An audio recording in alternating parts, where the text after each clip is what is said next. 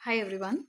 Last time पे हमने equation topic पढ़ा था linear equations in one variable. अब हम उसका थोड़ा सा और एक्सटेंड वर्जन में जाते हैं और आगे बढ़ते हैं linear equations in two variables. थोड़ा सा रिकैप मारेंगे। हमने डिस्कस किया था लीनियर इन इक्वेशंस को। What are linear equations?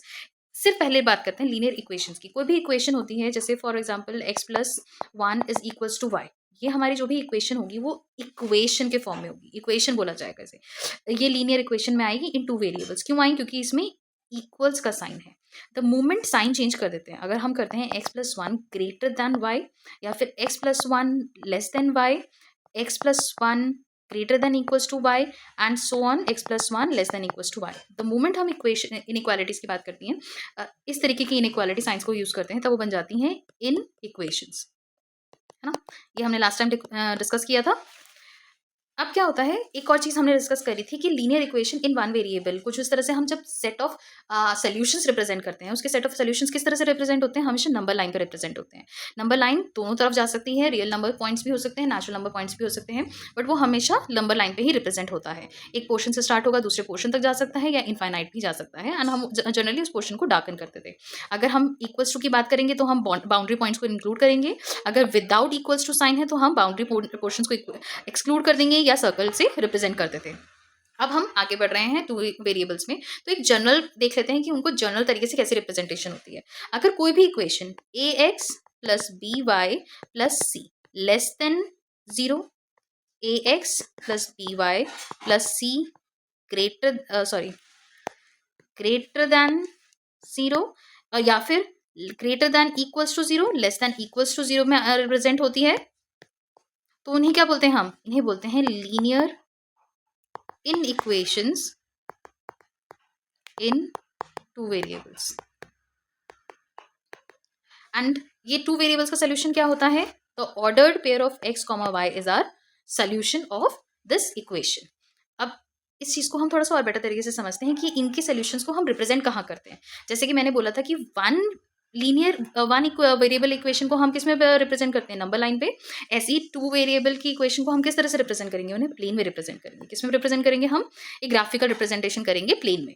यहाँ पे वाई एक्सेस आ गया, एक्स एक्सेस आ गया, और इसी में हमारा जो भी शेडेड पोर्शन होगा, अब वो हमें बाद में बताते हैं, फर्दर इक्वेशन में वीडियो में पता चलेगा कि कौन से शेडेड। फॉर एग्जाम्पल अगर हमारी ये आ रहा है, तो जहां पर हम शेडेड पोर्शन को काउंट करेंगे वही हमारा सोल्यूशन काउंट होगा। यानी कि इस एरिया में पड़ने वाले सारे पॉइंट्स, एक्स एंड वाई के सारे कोऑर्डिनेट्स हमारे कोई भी जो पर्टिकुलर इक्वेशन गिवन क्वेश्चन में इक्वेशन होगी उसके सोल्यूशन होंगे। अब हम इस पूरे पोर्शन को समझते हैं एक एग्जाम्पल के थ्रू। Let's take an example 2x, let's take an example 2x minus y equals to 1। ये आपको बुक में मिल जाएगा बहुत आराम से एग्जाम्पल। ये काफ़ी सारी बुक्स में यही सेम एग्जाम्पल इस्तेमाल होता है, ठीक है। इसकी वैल्यू हमें पता है कि इसका सोल्यूशन कैसे आएगा। सॉरी, ये आएगा हमारा ग्रेटर देन इक्वल टू। मैं इक्वेशन डाल रही थी पर ये इन इक्वेशन है, ठीक है। Coming back to our main question. अच्छा, पहला स्टेप हमारा क्या होगा? हम इसमें लेंगे स्टेप वन। स्टेप वन क्या होगा हमारा? हम इस इक्वेशन को फॉर अ पर्टिकुलर स्टेप हम इसको इक्वेशन में कन्वर्ट करेंगे, यानी कि इक्वल्स टू के साइन में कन्वर्ट करेंगे। हमने लिया 2x minus y is equals to 1, ठीक है। और इसके हम ऑर्डर्ड पेयर्स बनाएंगे और एक ग्राफिकल रिप्रेजेंटेशन बनाएंगे कि ये स्ट्रेट लाइन कहाँ पे बन रही है। Let's take x and y। हमारे पास x की वैल्यूज कौन कौन सी ली? मैंने ली 2, तो हमारी y की वैल्यू कौन सी आ गई? क्या आ जाएगी यहाँ पे? y की वैल्यू 3 आ जाएगी, आएगी। 4 4 माइनस 1 3, y इधर जाएगा तो पॉजिटिव हो जाएगा, एंड हमारी y की वैल्यू आ जाएगी 3। इसी तरह से अगर x मैंने 0 ले लिया तो y की वैल्यू कितनी आ जाएगी? -1। अभी इतना काफी है, इतना ले लेते हैं। अगर जरूरत पड़ी तो हम एक थर्ड ऑर्डर पेयर भी ले लेंगे।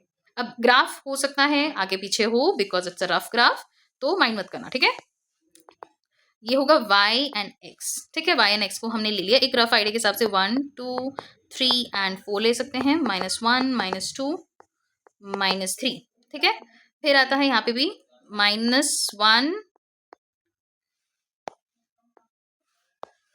-1 -2 -3 -4 1 2 3 एंड 4, इस तरह से ले लिया। पहला ऑर्डर पेयर क्या था हमारा? 2, 3, यानी कि 2 and 3 is are first pair, ठीक है। ये आ जाएगा यहाँ पे। फिर आता है 0, -1, जो कि आ जाएगा हमारा इधर की, सॉरी 0, -1 ना,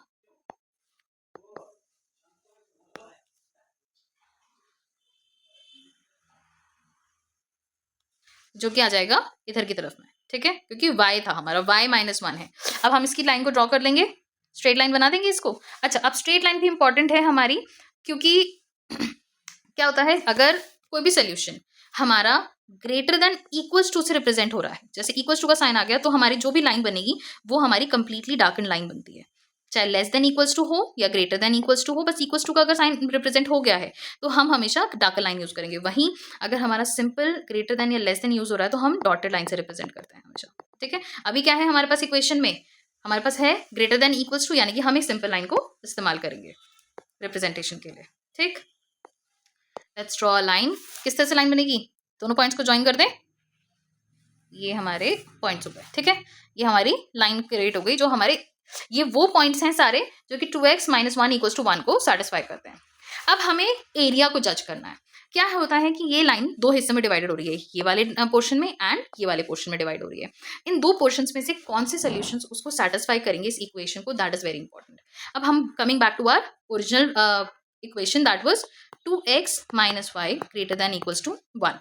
इसमें से कौन सा एरिया शेडेड होगा हमें कैसे पता चलेगा? हम क्या करते हैं, एक तरीके का, अगर बहुत नॉर्मल लैंग्वेज में बोलें तो एक रैंडम पॉइंट को कंसिडर करके हम इस इक्वेशन में उसे अप्लाई करके देखते हैं। And the easiest point that we can use is 0, 0। तो हम इसको लगा के देख लेते हैं। x की वैल्यू 0 है, 0 - 0 > 1, 0 is greater than equals to 1। क्या ये ट्रू है?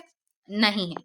यानी कि जिस जिस एरिया में, जैसे ये वाला एक ये वाला पोर्शन आ रहा है एंड एक ये वाला पोर्शन आ रहा है आपका, तो जिस भी एरिया में 0, 0 लाई कर रहा होगा वो एरिया हमारा कैंसिल आउट हो जाएगा। उसका अपोजिट, जो भी उसका अपोजिट है, जैसे यहाँ पर लाइन के right hand side, left hand side पे हमारा 0, 0 आ रहा है, तो all the points to the right of our line will be our solution, ठीक।